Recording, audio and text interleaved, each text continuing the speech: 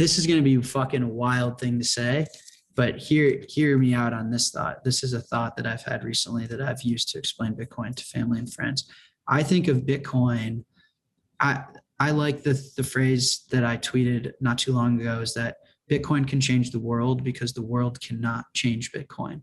And that's a very powerful concept. That has nothing to do with the price. That has nothing to do with the fact that it's superior payments. This is grounded in the idea that Bitcoin is a definitive, it's a variable that has been defined. This is a mathematic concept where you cannot solve 2 plus X equals Y. That math problem is unsolvable.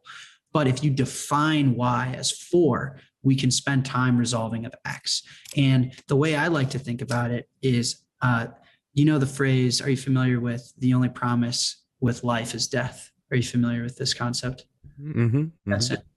Right. What does that actually mean? I think death is really important because it actually gives value to our lives. Time within itself is an infinite asset. There is no supply cap on time, and time alone is not valuable.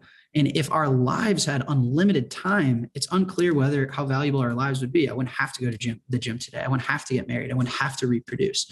It's actually the guarantee and promise of death that values our lives.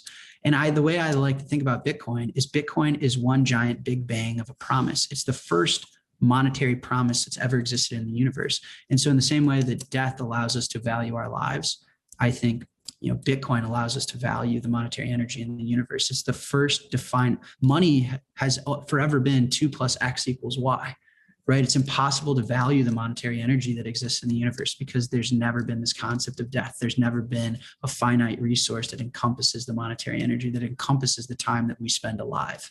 Does that make sense? And so I wouldn't change anything because it is this big bang-esque event. And I'd go as far to say that now there are 2 promises that you are born with into this universe: the promise of death and the promise of Bitcoin.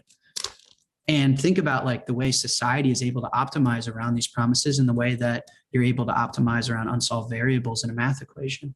As long as as long as the end is defined, right? And so as long as we know there's only going to be 21 million Bitcoin, we can rebuild societies, time preferences, human relationships. We can build structures wholly predicated on the guarantee that the world cannot change Bitcoin. This is an architectural foundation that we can build upon. And I think if you think about how we've optimized our lives around the promise of death, it's very apparent. And so how are we going to optimize our species around the promise of Bitcoin?